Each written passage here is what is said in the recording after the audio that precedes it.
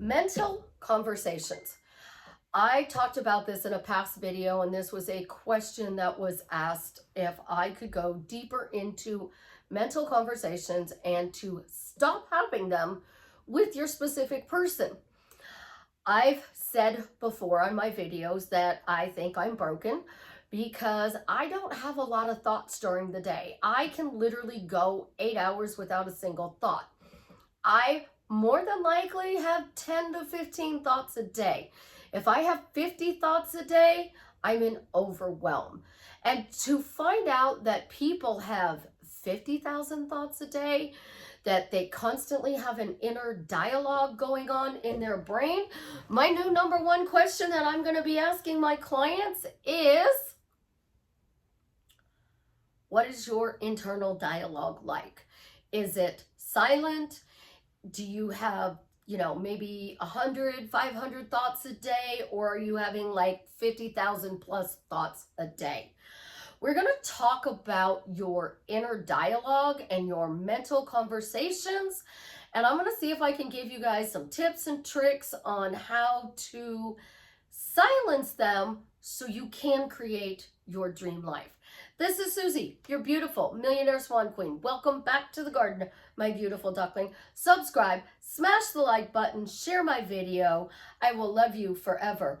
I am a life coach with a 99.6% success rate in getting people back together with the love of their life. If you would be interested in working with me one-on-one or joining my paid Facebook group, where it is the only place that I go live, for $33 a month, it is the least expensive way to coach with me. Check out the links in the description below. So let's define what an inner dialogue is. It is the mind chatter. And a mental conversation is you talking to your specific person or any other person in the universe and having a conversation with them that goes on in your head. It is not spoken out loud verbally with them. So when I say you're having mental conversations, I want you to stop having mental conversations. I mean, for example, you are talking to your specific person in your head.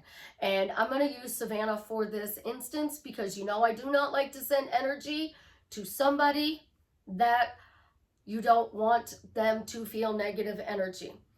So Savannah called, interrupted my video. So I'm having to redo my video because y'all know I don't like to edit.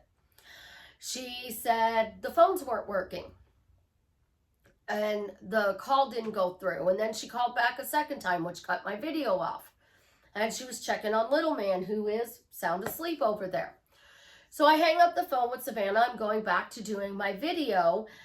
I'm not thinking, oh my God, Savannah was so mean because she interrupted my video and now I have to redo the video. I'm like, okay, well, apparently there was something in that video I wasn't clear about, so I need to redo it. That's my thought. I'm not mentally mad at Savannah. I'm not mentally arguing with her. I'm not yelling at her in my head. I'm just like, I got to redo the video. Okay, we're going to redo the video. No big deal.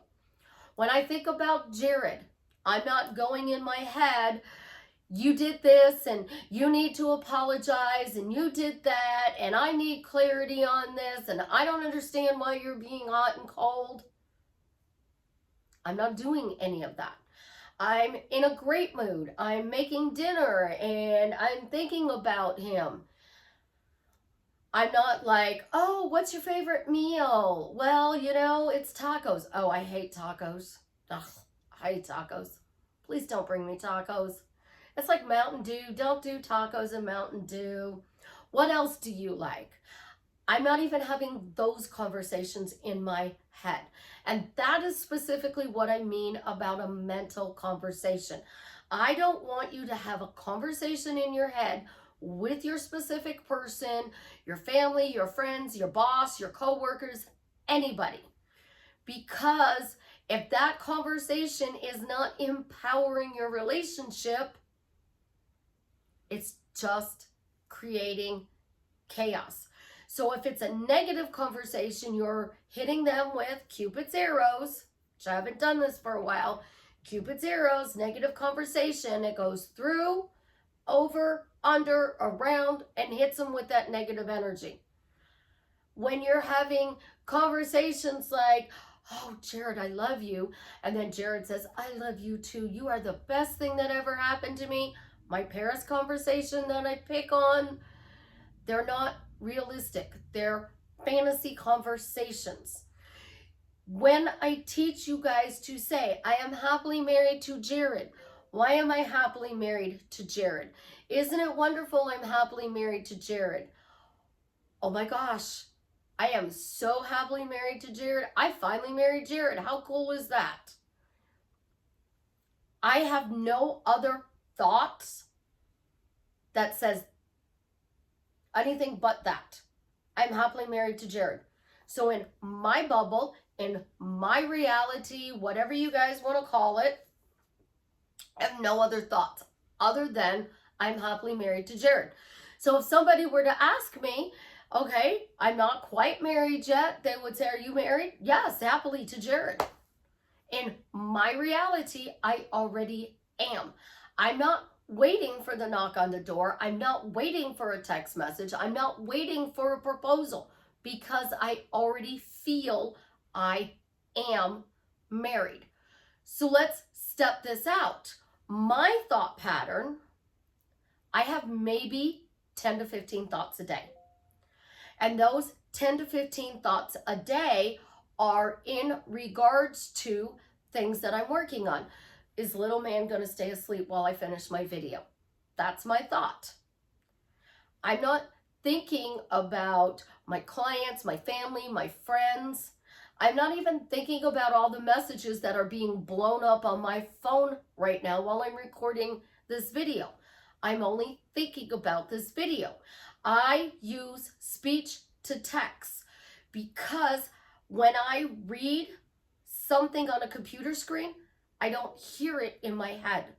It's just words on a computer screen, words in a book, words on a piece of paper. I don't hear myself reading it in my head. The good thing about that is whenever I'm doing something to manifest or create, I have nothing that says I cannot have this. The bad thing is I have nothing that says I can have this. So when I tell you guys my thoughts don't create, first of all, I don't have very many thoughts. It's really silent up there. So silent that I can literally do an 8-hour shift at Walmart on the busiest night of the week and not have a single thought. I react. So I'm in the flow. I'm at the counter, I'm slicing lunch meat, I'm totally in the flow of my work day. You come up to the counter, I'm like, hello beautiful, how are you today? And you're like, I'm great. What can I get for you? You tell me what kind of lunch meat and cheese you want. I ask you how you want it sliced. I show you how you want it sliced. Ask you if you want to sample the piece. And then I slice your lunch meat. I go to your cheese. I'm just doing. There's no thoughts. So unless I am consciously working to change something and I'm going, I am wealthy, I am wealthy, I am wealthy, I am wealthy, every time I slide the slicer, there's nothing. Or I'm simply counting the pieces of lunch meat. Because like if you slice salami, hard salami, on a number 1 on the slicers that I used, you get approximately 80 slices of salami to a pound. If you use a 1.5, you get approximately 40 to 50 when you're slicing. That's it. So I'll count the slices. Otherwise, I have no thought. None. And that's a good thing and a bad thing because it empowers you, but it also disempowers you because you literally have to use your words to create your reality. So I always say my thoughts don't create, my dreams don't create. My thoughts are just thoughts, my dreams are just dreams. My spoken word is what creates my reality. So for those of you who have a huge inner dialogue, we have to find a way to silence that so that it's not disempowering you. I told you, the only thought I had was little man. going to stay asleep. Say hi, Bubby. Say hi, Bubby. Tell everybody I'm the cutest elf. That's what his shirt says. So your inner dialogue is a problem because when you are constantly thinking 50,000 thoughts a day, I am so sorry, this will be my number one question to all of my clients going forward. What is your inner dialogue like? I'm not being disrespectful. I truly, truly am not. I have said it before. I think I'm broken because I don't think like that. So when your inner dialogue is 50,000 thoughts or more per day, we need to coach you differently. So my number one question is going to be, how is your inner dialogue? And then what type of inner dialogue is it? Is your inner dialogue your cheerleader? Is it empowering you? Is it saying, you can do this? So you're manifesting your specific person and your inner dialogue is saying, Susie, you're absolutely positively amazing. You can always get whatever you want quickly, easily, effortlessly, in the most fun way. Girl, you got this. You are a star. You're a champion. This is here. It's happening. Can't you see it? You see it's happening. If your inner dialogue is like that, it's fabulous. But if it is the opposite and it's, well, I should have done this differently. I should have done that differently. What if I would have said this? Well, what if he interpreted it this way? Maybe he thinks I'm needy. Maybe I'm not needy enough. Then that's disempowering you. So this is where you can literally adopt my phrase. My thoughts are just thoughts. They mean nothing. My spoken words create my reality. By saying that phrase out loud over and over again, you are silencing all of those negative Nancy thoughts that are creating chaos in your life. If you want to use the I remember when technique, I remember when my thoughts were all over the place, but now I always control my thoughts. I remember when I had all these thoughts all day long and they were all over the place, but now they're always empowering me and adding value to my life. I remember when I had 50,000 thoughts a day, but now I have maybe 10. Literally, I 15 thoughts a day. And those thoughts, they're not bad thoughts. Like when I'm thinking about money, I might be talking about it a lot. I might be like, what do I need to change? What do I need to say? What phrase is going to add value to my financial situation? How do I turn this around? I know I can turn this around, so how do I turn this around? My spoken words will then, no matter what, this has to turn around. What I have learned over the years is observation from being that Dad was a cop. So he taught us to observe everything. And then Jared said, people entertain me with their stories. So if you are entertained by people's stories, that's like watching a movie. It's like reading a book. You're being entertained. So do you like this type of entertainment? If not, change the channel. Find a different entertainment. So when I worked at the bank and people would yell at me about their money situation, the way their account was, what did I do? I didn't get stressed out because it was just a story. And at the end of the call, the story ended and I moved on. And then I took the next call. And even if it was overdraft Tuesday and you're answering phones for the bank and it's overdraft Tuesday and everybody's calling to get overdraft fees waived and you have 50 calls and every call is about that, it's 50 different stories and each story ends when I hung up the phone. It was done and over with. When I would argue with my ex, I didn't know in the beginning of our relationship that he was classified as a narcissist. I just thought he was Dr. Jekyll and Mr. Hyde. So who was I dealing with? The more I could deal with Mr. Hyde, awesome. When Dr. Jekyll showed up, I'd be like, oh, he's in a bad mood. This has nothing to do with me. It's just that he's in a bad mood. And we just let it go. So what technique can you use to let it go? Meditation is what everybody says. Now, I'm going to be straight up honest. If I were to sit here and go, I guarantee you within 2 minutes I'd be asleep. My mind would be so silent. There would be nothing even in the outer world that I would hear, that I would fall asleep. Because that's what I do at night when I go to bed. I just literally lay in bed, look at the ceiling, and I'm out within 5 minutes.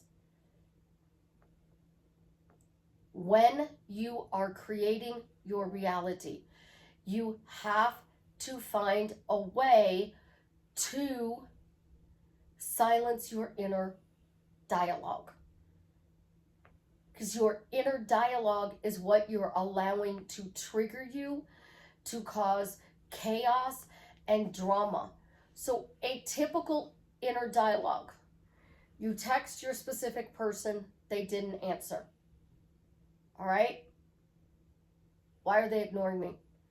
And then we go yell at them. You need to stop ignoring me.